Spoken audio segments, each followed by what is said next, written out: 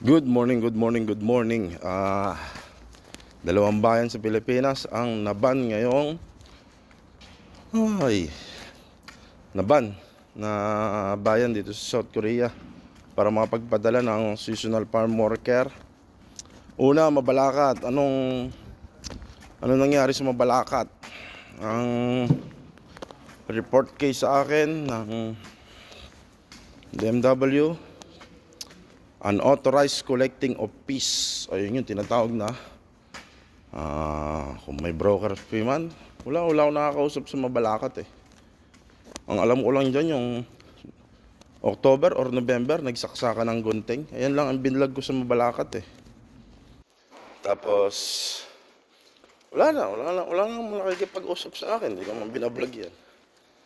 Unang batch niyan, nakausap ko si Ariel. Yun nila pinalis. Wala na. Ayun lang. Sumunod, Dubai, Bohol. Dahil dun sa pinauwi na 2 months pa lang sa South Korea. Pinauwi nila dahil nag-rant sa social media dahil sa mga kaltas.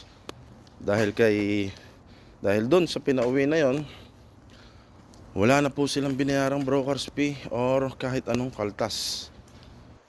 Napaganda po. Yung 1.1 million palang siningil sa kanila sa mga umuwi kahapon or nung nakaraang linggo is kabayaran sa mga ginastos. Ibig sabihin, medical lang po ang ginastos nila. Wala po silang ginastos na iba. Kaya siningil po ng 1.1 million pauwi. Tama lang. Ayos lang po yung 1.1, nasa 44,000 pesos. Ganun lang yung ginastos nila. Sisingilin pa sana ng 16,000 pesos monthly pero umalma na po lahat. Kaya napaganda yung pagrarant nung isang napauwi. Nagfile po ng kaso sa DMW.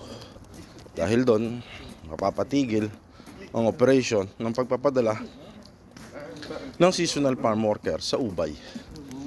As of now, yan po palang ang hindi mapapaalis na bayan.